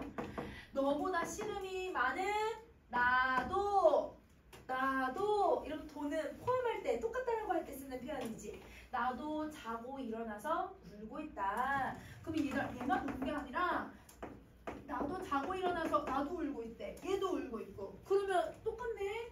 그러면 여러분 여기 이 새가 나랑 똑같은 상황을 드러내고 있으니까 이게 감정이. 자, 그 다음에 또 나는 님이 그리워서 나 또 울고 있대. 근데 여러분 산 접동새와 내가 비슷하다라고 했는데 자 여기서는 여러분 비슷하다라는 말에서 아까는 여기 위에 얘는 비슷하게 표현을 한다고 했잖아. 근데 여기서 비슷하다는 말에서 환기라고 생각하면 안 되고 여기는 여러분 누구를 봐야 되냐면 접동새라고 하는 이 새가 이제 고전에서 되게 중요해요. 여러분 이 접동새라고 하는 새가 나오거나 이러면 자규 이거 새 이름이야. 새 이름 한자로 쓰는 거야 얘들아. 소쩍새 여러분 귀촉도. 자, 그 다음에 두견새. 여러분 작품에 얘는 다섯 마리의 새가 나오잖아요. 이 새들은 모두 무슨 걸 나타내주는 대상들이냐면 한을 상징하는 새들이에요. 다시 접동새, 자규, 소쩍새, 귀촉도, 두견새. 여러분 새들 이름이거든. 동일 새들은 아닌데 얘네들이 각각 가지고 있는 설화들이 다 슬퍼. 막 얘들아 엄마한테 얘들아 계모한테 구박을 받아가지고 계모가 얘들아 막 아궁이에다가 막 넣어가지고 죽어서 거기에서 피어난 얘들아 이 접동새. 아니면 여러분 귀촉도 자규는 중국에 있는 설화인데 그 중국 설화는 여러분 얘가 너 자유롭게 날아가고 싶은데 임금이 얘가 예쁘다고 하는 이유로 얘들아 가둬놓고 얘를 말라 비틀어져서 죽게 만드는. 그러면 새의 입장에서나 아니면 그 죽은 사람들의 입장에서 너무 원통하잖아. 그러니까 그걸 한이라고 표현을 하는 거야. 그러면 이 새는 이미 한의 감정을 느끼고 슬퍼하고 있는 상황인 거야.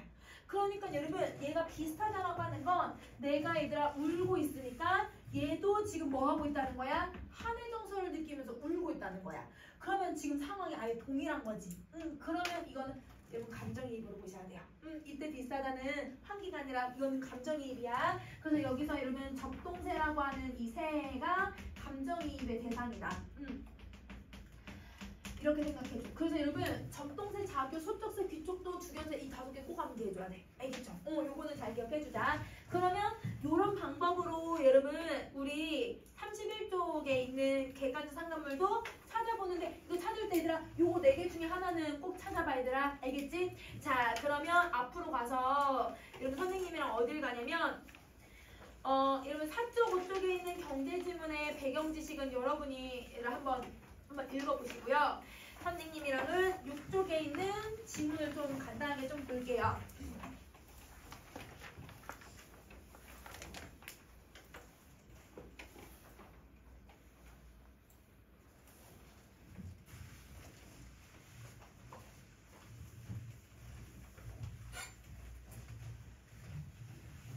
자, 얘들아 우리 경제지문은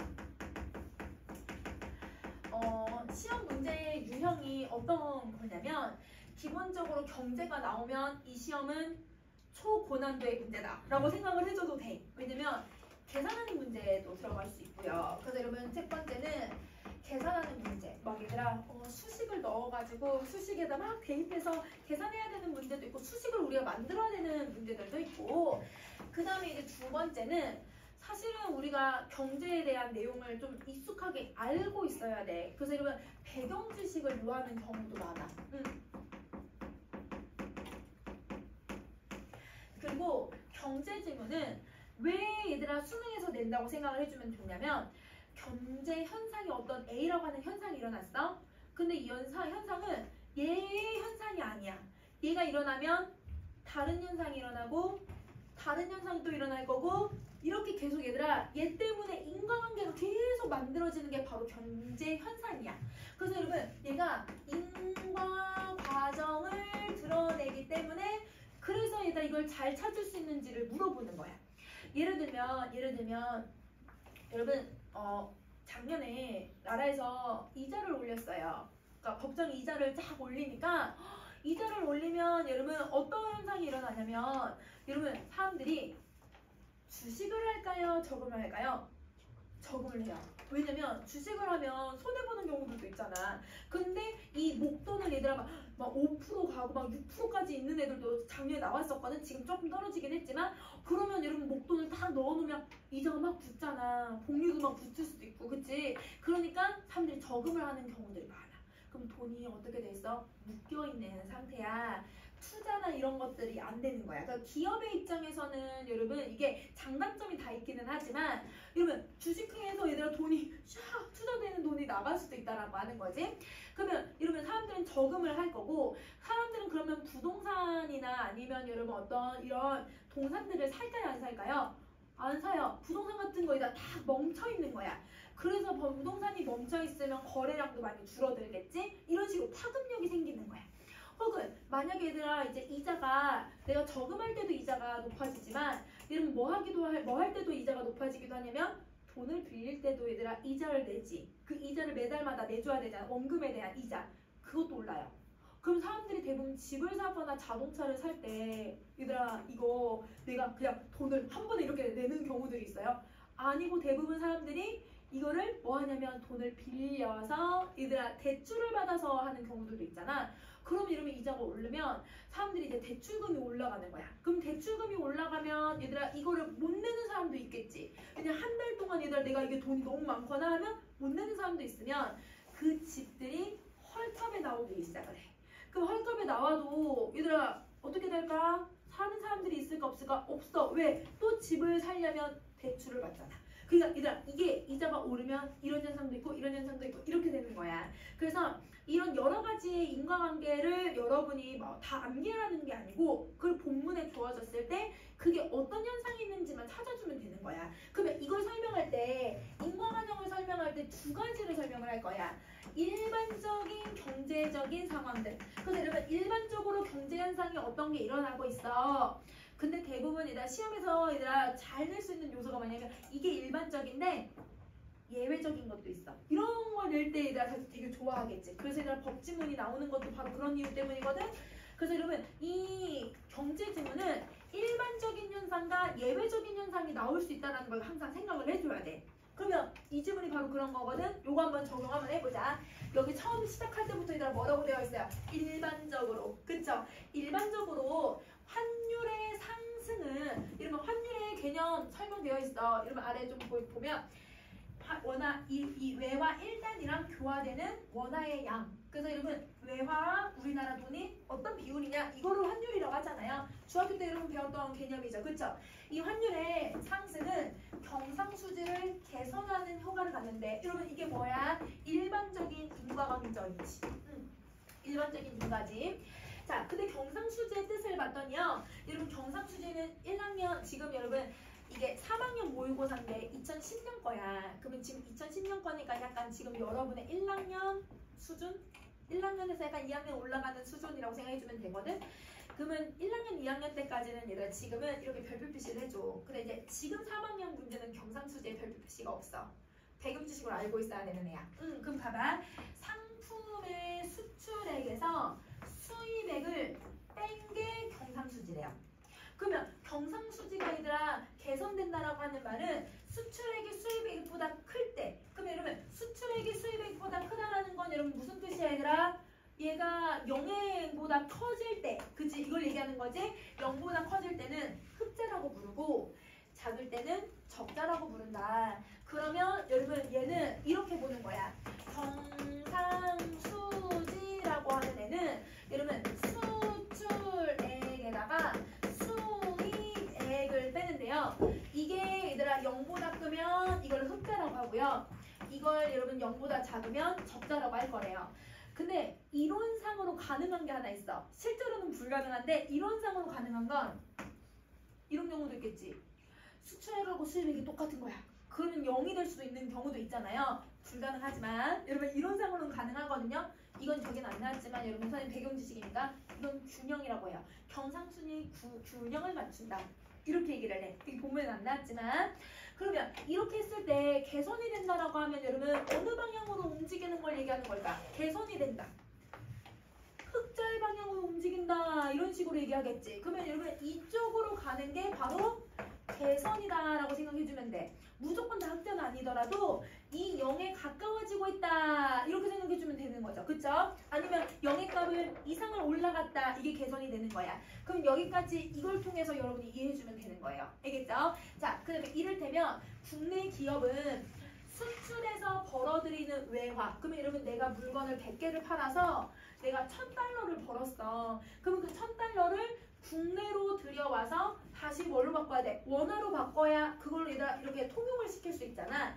원화로 바꾸기 때문에 환율이 상승한 경우에는 외국에서 우리 상품의 외화 표시 가격을 조금만 낮춰도 수출량이 늘어나면 수출액이 증가하게 된다. 자, 여러분 인과관계 쭈쭈쭈쭈 설명했거든요. 이거를 이해하려면 여러분 표시하면서 숫자로 여러분 대입해 주셔도 돼요. 어떤 경우냐면 만약에 여러분 1달러가 있으면 이거를 여러분 1000원이라고 한번 생각해 볼게요.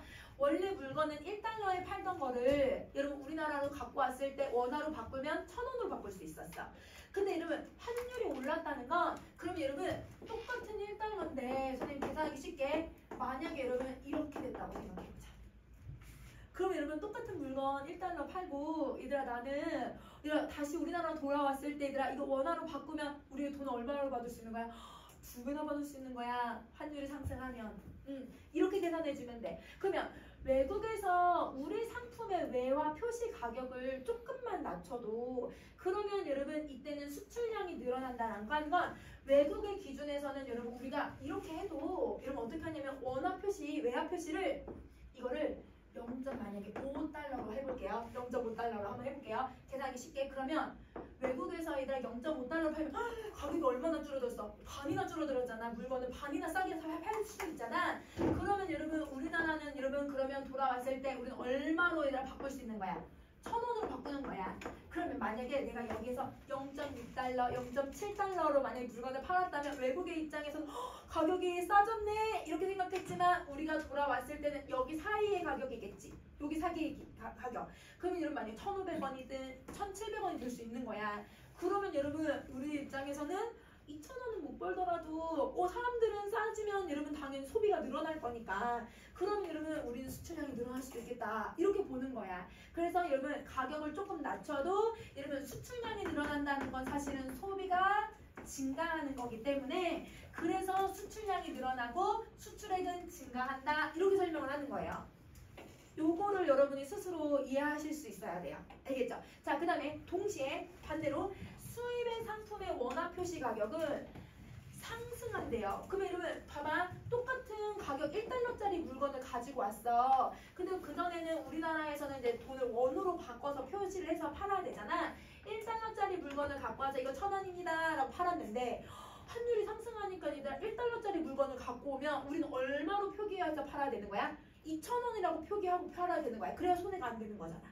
2,000원이라고 팔면 여러분 사람들이 원화가 너무 올랐으니까 물건을 사야 안 사요? 안 사요. 가격이 오르면 여러분 원화 표시 상승은 뭘 불러오를 거냐면 소비를 감소시키는 효과를 갖는 거야. 왜냐면 금액이 올랐잖아. 그래서 수입품을 여기 설명해주네. 덜 소비한다. 수입품을 덜 소비하기 때문에 그래서 수입액은 감소하게 된다고 보는 거야. 그러면 여러분 환율이 상승하면 경상수지가 아까 개선된다고 했잖아. 수출액은 증가하고 얘는 떨어지니까 그럼 당연히 얘들아 뺀 값이 더 커질 수밖에 없겠다. 그치? 그러면 0에 가까워지니까 그래서 개선된다고 보는 거구나. 이렇게 이해해주면 돼요. 알겠죠? 자 그럼 다시 그런데 이와 같이 환율 상승이 항상 경상수지를 개선할 것 같지만 그렇진 않다. 그럼 여러분 이건 뭘 얘기하려고 하는 거야? 일반적인 인과과정이 아니라 예외적인 인간가정을 이 글에서 설명하려고 하는 거죠. 그러면 여러분 이 글의 화제는 우선 두 가지일 것 같아요. 환율이라고 하는 말과 이러면 경상수지라고 하는 말을 많이 썼으니까 이 둘의 관계를 설명하려고 하는 거고 다음에 나올 내용은 이거랑 관련된 다음에 나올 내용은 뭐야 얘들아? 경상수지가 개선이 안 될 수도 있다. 환율이 상승해도 경상수지 개선이 안 될 수도 있다. 이게 다음에 나올 내용이지. 그냥 밑줄 그어줘 얘들아. 이게 다음에 나올 내용이다. 그래서 이렇게 보고 얘들아 밑으로 가면 여러분 선생님 여기 첫 번째 줄만 볼게.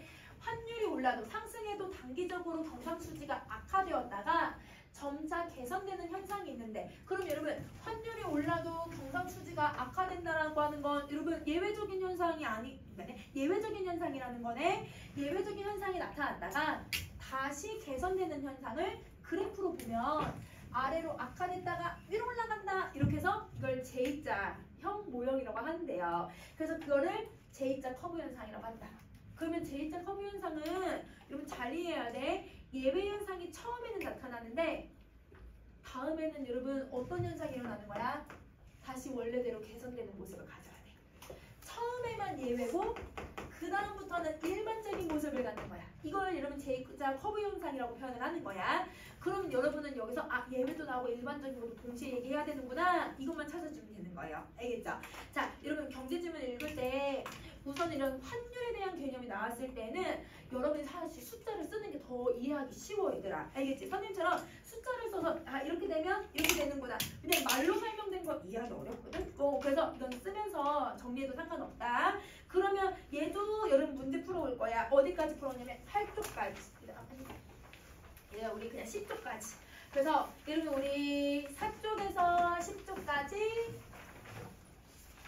그 다음에 여러분 29쪽에서 31쪽까지 요거 이렇게 해서 풀어보자.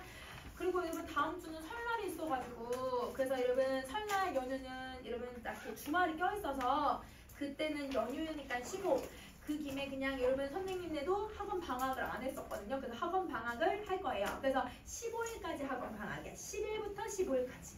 토요일부터 목요일까지. 알겠지? 그래서 이번 주 평일까지는 훈련 수업 오고 그 다음에 얘들아 다음 주만 얘들아 잠깐 이제 방학 겸 얘들아 연휴 보내면 될 것 같아. 알겠지? 그때까지는 충분히 숙제 다 할 수 있으니까 이렇게 해보시면 될 것 같아요. 오늘은 여기까지 합시다.